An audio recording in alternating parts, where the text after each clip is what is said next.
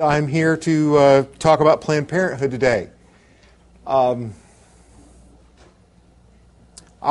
certainly have an appreciation for all that you all have done here in Oregon, and I don't come here as someone who claims to be an expert. There's a lot of things that you all know from living here, being here, working on the ground that I don't know. But what I'm hoping to be able to do is to share with you a little bit more of some of the other things that are happening in some other states, put it in context for you to understand a little bit about what's going on. And particularly, I'm going to put some attention on this new clinic that's here in Portland, just to sort of give you a context of what to expect and what's going on. I'm here. I know that there's probably some discouragement at seeing that clinic open after all the effort that's been put in here, but I want to encourage you to understand that your efforts have not been have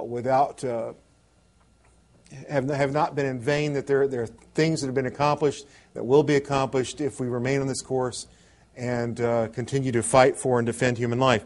Now, I always think it's ironic that Planned Parenthood has the name Planned Parenthood because their plans very rarely involve parenthood.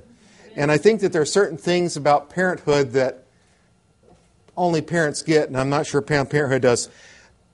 Let me just share just a couple of lessons that I've learned and other parents have learned that I think maybe Planned Parenthood doesn't get. First one is maybe it's not a good idea to put a kid with the Superman pajamas on the top bunk of a bunk bed. Another one is a king-size waterbed holds enough water to fill a 2,000 square foot home 4 inches deep.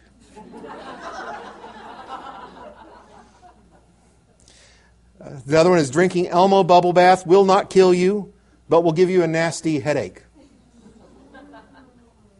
And this one, I'm sure that I'm not the only parent who's learned this. Bangs take an awfully long time to grow back. Now, some of those I've got from other places, but some of these are from my own personal experience, and I'll share a couple more with you if you come up my next session. Just so you know, I'm going to talk about today what goes on inside the clinic. And after lunch, I'll be talking about Planned Parenthood and the whole corporate thing, what's going on. And I just want you to give you, there will be some overlap, but there will also be some different things in each session. So at least you'll know there'll be a couple more extra jokes that you didn't get in the first session. But I want to talk about what goes on inside the clinic. One of the first things you'll hear is that they'll say it's not about abortion. Planned Parenthood President Cecile Richards has made this claim, and you may have seen this or heard something like it, that 97% of Planned Parenthood services are focused on prevention, family planning, contraception, testing, treatment for sexually transmitted infections, and that 3% of Planned Parenthood services for abortion care. In other words, it's no big deal. Why are you getting all worked up over this really small part of our business? Let's look at the numbers more carefully.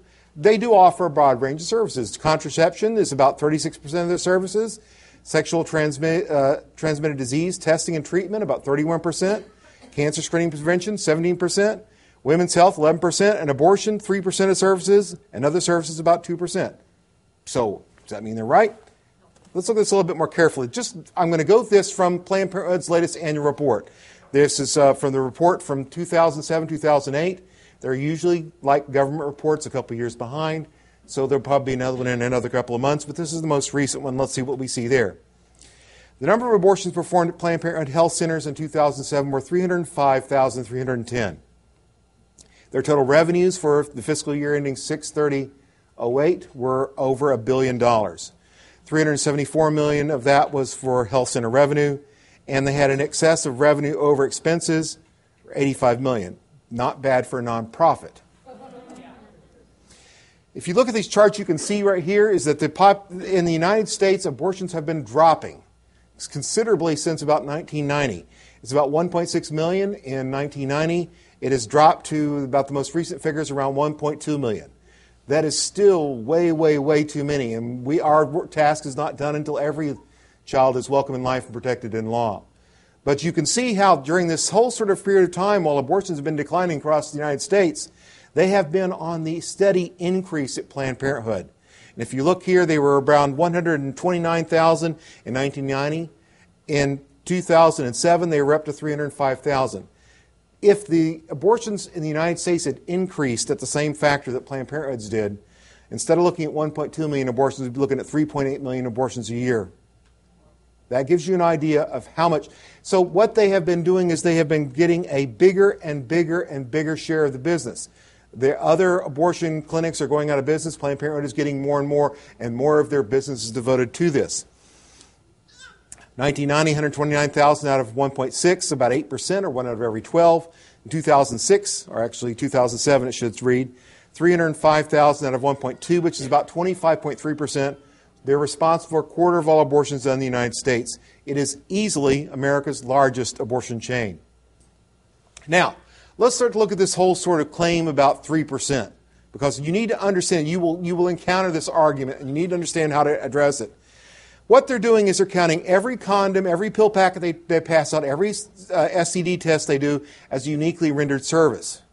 Now, so services may be bundled, though, because one person could receive more than one service. So when you come in with an abortion, you may get a pregnancy test, you'll get an STT test, you may get an ultrasound, you may get a packet of contraceptives to take home, making several of the services abortion-related. All because the one client came in from abortion, they're going to get all these services. And more profits are connected to abortion than just the profits that are connected to abortion. The cost differential also means that abortion is much more important to the clinic bottom line than the rest of these. Let's look at that. Okay, let's look at these as equivalent services. They had like 2,360,000 reversible contraception clients. Abortion patients for 305,000. So it looks like 21%, or about 22% to about 3%. That simply means like pill or something. That's just their. The reason I'm quoting from their terms that are in their book. So you know that I'm giving you the information that's in the book. The cost differential means that abortion is much more important to the bottom line, though. Look at a packet of pills or condoms, maybe $20, $25. Abortion, just for a standard first trimester abortion, probably a vacuum curettage abortion, would be about $413. Now, it could be a lot more here in Oregon than it maybe is in Missouri or in Georgia or something like that. Also, a lot of abortions now are done by chemical means. We'll talk about that in a little bit. And the chemical ones, sometimes are the same price, sometimes they're about $200 more, sometimes a lot more. It depends. So this is just a figure from a couple of years ago, 413. So if we just compare those, using those rates, at the going rate, if we just counted all the abortions as first trimester abortions, and that is not the case because we know Planned Parenthoods do later abortions. We know they do more expensive chemical abortions. There are some that do abortions up into the second trimester. That's a lot more money because we know they advertise for that. Anyway, just if we took them all as just those cheapest abortions, 305,000 abortions would represent 126.1 million, or over a third of Planned Parenthood's $374 million clinic income.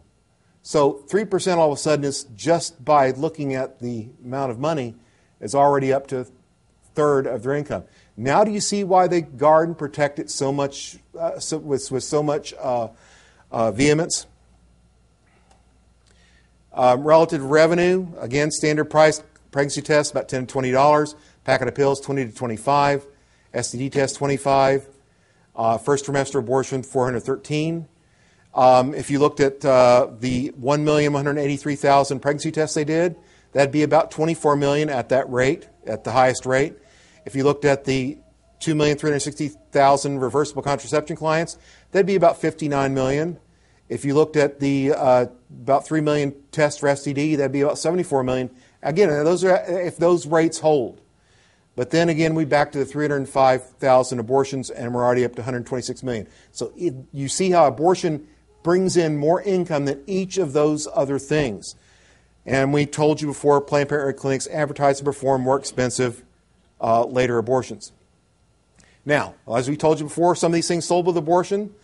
If you add a pregnancy test, that 2.8% becomes 5.6%.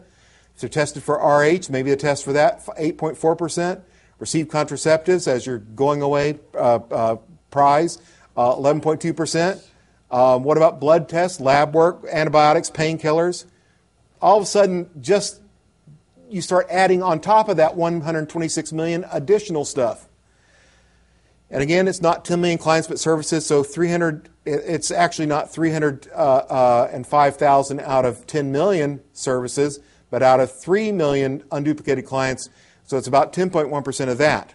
And that again, what about the fact of people that just simply come in, they don't actually get an abortion, but why do they come to a Planned Parenthood? Because they're thinking of abortion. They're worried that they may be pregnant. They're worried that they may. So, and they look in the book, they see that this is a name they're familiar with. They go to Planned Parenthood. Turns out they're not pregnant, but the reason they showed up there and had their pregnancy test there is because they were looking and considering an abortion. So you see, even some of those things that don't actually end in an abortion still are abortion connected. Even though already a third of clinic revenues, other related services may be a much higher proportion. Now, just to also show you what it is that they're focused on. There are a couple of Planned Parenthoods that offer prenatal care. As far as I can tell, none of them here in Oregon do. And I'm not even sure that, I think that some of the ones that did were operating so under a special grant or program that was only temporary. But anyway, in 2007, if you compared the women who got the abortions to those who got prenatal care, about 96.5% got abortions, only about 3.5% got prenatal care. I put through in some quotes down here at the bottom that you find in different Planned Parenthood documents at different times, talking about their goals or their basic principles or beliefs. And I put them there just because it just so ironically contrasts what actually is happening here. They said the organization found a principle that every person has a fundamental right. It's a right to equality, privacy, and dignity. But I guess not the unborn. If you were to compare the number of abortions to adoption referrals, there were 4,912 in 2007. That would be a 62-to-1 ratio. So I asked the question is whether Planned Parenthood is pro-choice or pro-abortion. And you can see here they make this statement that pro-choice means supporting access to all reproductive options, whether it's motherhood, contraception, abortion, or adoption. You look here and you see what happens to most women who go to Planned Parenthood.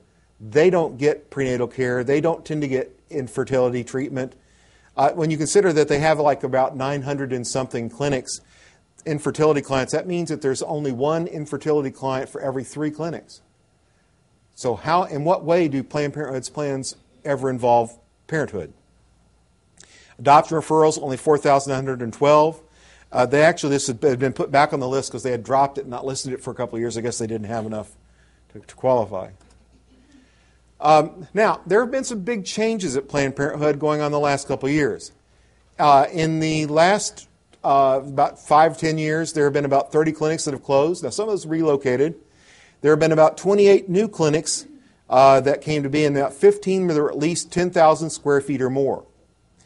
About a dozen affiliates have announced mergers, and there's been report of there being some more possibly in the works. What do all these mean? Planned Parenthood is undergoing what you could refer to as aggressive corporate restructuring. They are pruning the non-performing, that means unprofitable, clinics and affiliates. They are reducing expensive, unproductive middle management. They are dealing with government funding cuts when states or have decided that they would no longer give them their funding. And they have been moving into wealthier suburbia and maximizing the more profitable aspects of their business. So I'll just mention that here. This is Abby Johnson, who you might have read about, former clinic director in Planned Parenthood, Bryan, Texas. Said that she witnessed an abortion being done and saw the ultrasound, saw the baby trying to move away from the probe, and decided that she didn't want to be in the abortion business anymore and came over to the other side. She made this statement that was quoted in the local paper there, the Eagle, talking about it. She said, definitely the most lucrative part of their business was abortions. One of the things that kept coming up was how family planning services were really dragging down the budget. It was a drain on the budget, but abortion services were really running up the budget, and that was keeping the center afloat.